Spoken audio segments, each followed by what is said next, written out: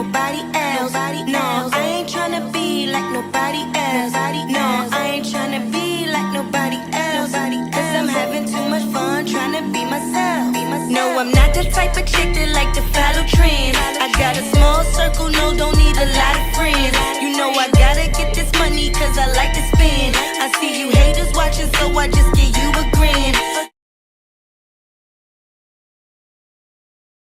How you guys doing? It's your girl Lounge. I'm here with another episode of Justheretovent. I'm sitting outside in front of my, my door or whatever.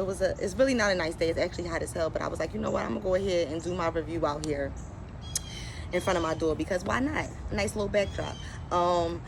I'm doing my season review for Real Housewives of Atlanta season 15, episode 11. So they're at the trip in Portugal. So we came back on the heels of, Drew walked out last episode because her and Sheree were getting into it. She has a lawsuit with some woman that's like dragging her family into it, allegedly saying that, basically she owes them money. She said that they already gave them money. I guess that the lady was trying to extort them. That's what it kind of sounds like, what Drew is describing. So I'm like, okay, I got titty sweat, y'all, because woo. You see that? Y'all can see that? Probably not, but I got titty sweat. It's hot out here.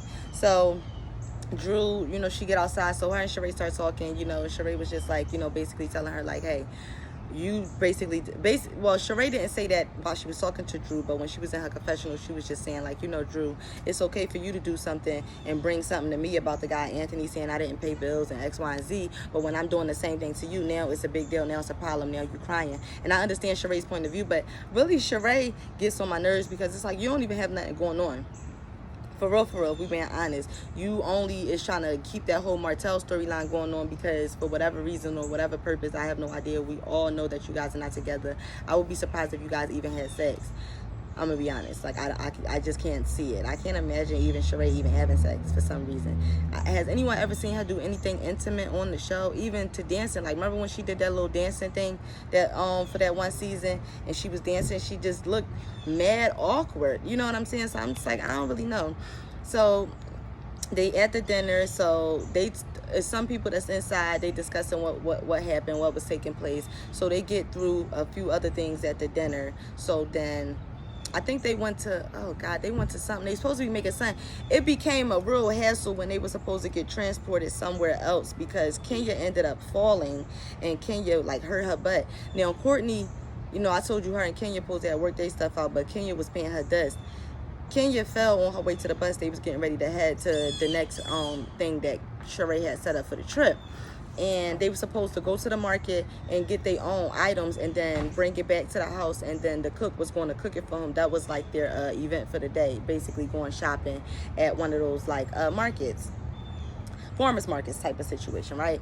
So Kenya came back out. She fell, child, right on her butt. And they still talking about like, do you think Kenya's butt is real? They was asking them in a confessional, stuff like that. Of course Marlo saying, yeah, her butt fake. They cut to Marlo saying her butt is fake and all that other stuff. Kenya ended up, of course, with the dramatics, went to the hospital, said her back was in pain. Kandi went with her. Now in the midst of this, they at the place, people is all having side conversations.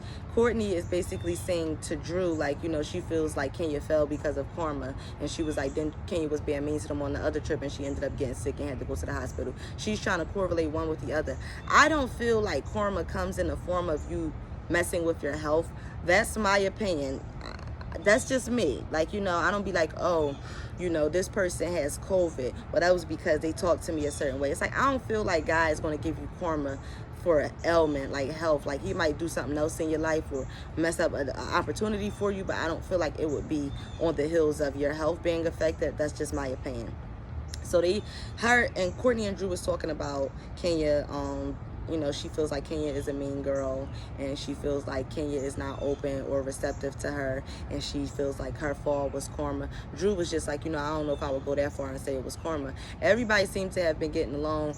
Marlo said a couple of things to Kandi. Kandi wasn't really talking to her. She was just laughing. I could tell Kandi is kind of just going along to get along type of situation. And when when your paycheck is involved, I understand that. It's like, okay, I'm not letting nobody mess up my money, so I'm gonna just go ahead and leave you over there. I'm gonna play nice, but deep down inside, I really don't like you because y'all hear how Kandi be speaking about her on her Speak On This, Then they started to discuss at the dinner table, Monyetta brings up to Marlo, like, you know, I didn't appreciate the way you were saying something to Kenya about Roy. And, you know, Monyetta's taking it personally because, you know, she's the one that hooked Kenya up with Roy. So she feel like, oh, okay, well, you know, don't be trying to mess shit up over here, trying to make it, like, get messy. You know what I'm saying? So basically, Sanya was saying, like, why is it a big deal? It's not even in her confessional, mind you. Why is it a big deal about a DM or Marlo bringing up that she dated or went out on a date with Roy when, you know, Kenya brought up the situation in a DM from Martell, which nobody saw, which, as y'all know, Kandi explained on her speak on it with the whole text message and how he unsent it, and you could tell he did send something. Whatever the case may be, they basically still trying to accuse Kenya of lying. You know what I mean? And Marlo was just like, I didn't think it was a big deal. And they just looking at her. It kind of was like a real small, awkward moment because it was just like, okay, you the only one fighting for this. And kind of everybody else at the table don't care, Monyetta. And then you get to Sheree, and the confessional was just like, Jesus, like, it must be so hard to have your head so far up Kenya and Kandi's ass. How can you breathe, you know? It doesn't really come off like she's on their ass, more so that she's just being a good friend, you know. I don't see what the problem is with that. And Sheree, why does that, if you upset, you still thinking about the DM that Kenya brought up with Martell? Like, Martell is not even your man for real. So, like, what is we really talking about? So then Drew tells them, hey, Ralph is supposed to be auditioning for this stripper thing. They all just looking at her like, what? It's not giving stripper, Ralph. Like, you know what I'm saying? They all had something smart to say about that in the confessional. And then after they do the whole market thing, Kenya and Kandi, they came from the hospital. They was getting updates from them. They was still in there for a long time. Kenya didn't make it to the nighttime room. Sheree's last event was them having like a girls and sleepover. Well, it wasn't the last night. I think they still gonna be in a trip this Sunday. But it was Kandi's last night because she had to go back on tour. I don't know how she do it. That girl is wearing herself very, very thin. But I get it. You know what I mean? She said she feel like she still is trying to climb, and they looking at her like, girl, you already there. And I like her mentality because you never want to feel content. You never want to feel settled because you can always do more. You can always do better. You know, there's nothing wrong with that constant fight. You don't want to sacrifice your kids' family time life, of course, but you know, if you can do it and you got the help, why not? So that's what Kandi is doing. So they all having the little nighttime room. They was coming at Kandi. What's the name said she looked like she was going to the car wash. Sheree said it looked like Kandi was coming where she said she had in them set it off braids here when she came to the room. I was no more good. Like, what? And it did look funny because I'm like, this is a nightcap. You ain't gotta have on lingerie, but she had on like a whole sweatsuit. Like, it's like, girl, you're not about to go to sleep in this. That shit was so funny. But that's how you could tell she was about to fucking travel because that shit had me cracking up. Like, girl.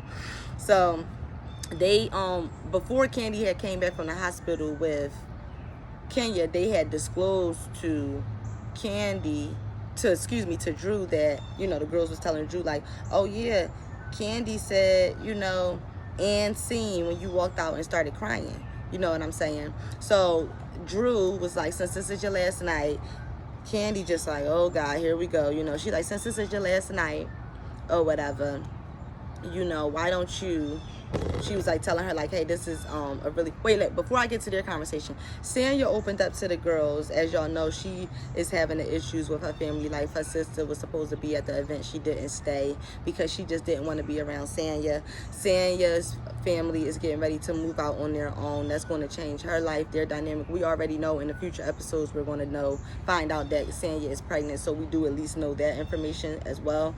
And I feel like I like that Sanya was being vulnerable in that moment. It felt very real. It felt very authentic. You know what I mean? And that's what I really look for on these shows, is the authenticity that I'm lacking in some of their arguments and beefs be seeming real rehearsed and very much staged. But she is dealing with that, and I understand that family dynamic. You know, you want so much for your family, you want them to be around you, but it's just like sometimes y'all can't coexist 24/7. You know what I mean? And she's had a good run. You know, she's going to have to figure out other avenues. And you know, I really just don't understand the sister's point of view, because it seems like she wants to leave, but then she's also upset that Kenya's putting them out. That's where I'm like confused, you know. But I do feel like Sanya is self-absorbed. She does use her family, and it can come off like she doesn't appreciate them because she just expects them.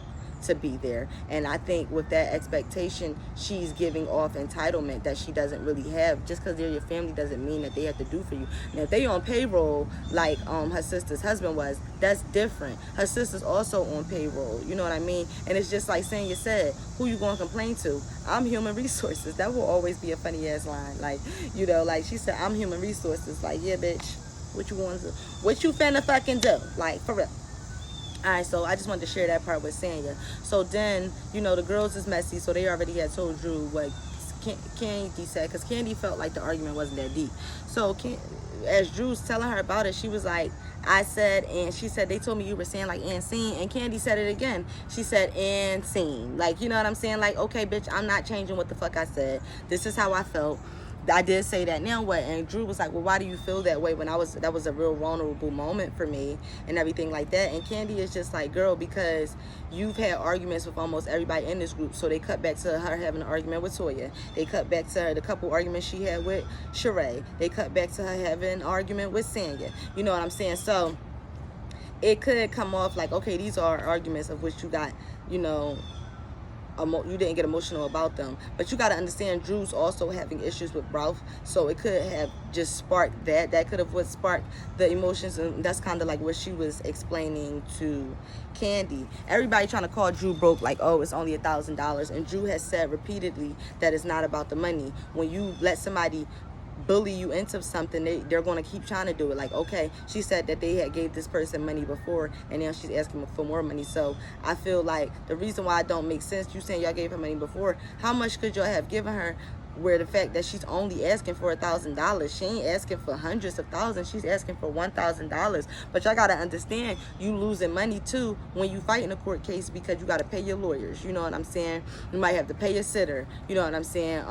It is a lot of money that you end up losing, and then you fuck around, you at the hem of possibly losing more, like $1,000. I think Drew has made it very clear that she's not no baller, and I think that they need to stop trying to come at her neck and pressure her into spending money that she doesn't have, because that's only going to hurt her financially. Girl, you don't got it, you don't got it. When we first met Kenya, she was living in a hotel in Atlanta. You understand what I'm saying? And that's not to throw shade, it's just like, everybody got to start somewhere. Everybody know you not no millionaire.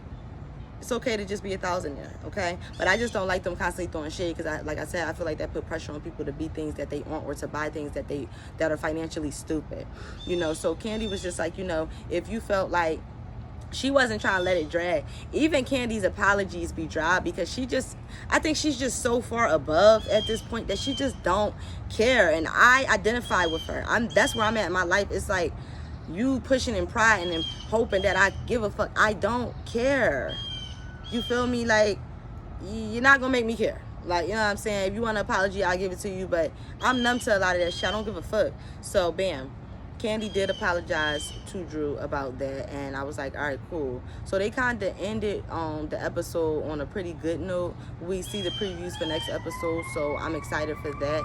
Tell me what y'all thought about this episode. Did y'all think it was a good episode, a bad episode? I like how Kenya was saying, like, you know, Roy didn't date Marlo. They didn't go on a date, and she said Roy did tell her that it wasn't a date. You know what I'm saying? Basically, like, they met up to eat or have coffee or something like that. Which, let's be for real, that is a fucking date. A lunch date, a coffee date, whatever you want to call it. Date is there. It's a date. Y'all made plans to do that? That's a date. Sorry, Kenya. Now, she might not have won them, but that's a date. You know what I'm saying? So, stop playing. I think that was it. I'm trying to think if I hit all of the highlights. Monyetta's fading into the background for me. Is that for anyone else? I just feel like she's trying to find her way, and I don't know. I don't feel like this is really going to help her. This is not really her lane. And there's no shade to her. I like her. She's a very sweet girl, but you can't be sweet in reality. Let me know what y'all thought about this episode. Make sure y'all share if y'all care. Hit the like button, please. Subscribe button, please. Notification bell, share if you care, or do all of those things. Let me know what y'all think about my reviews. If I'm dry, whatever. Let me know what y'all think about anything. Hit all of that, and I'm going to see y'all in the next joint, and I appreciate y'all.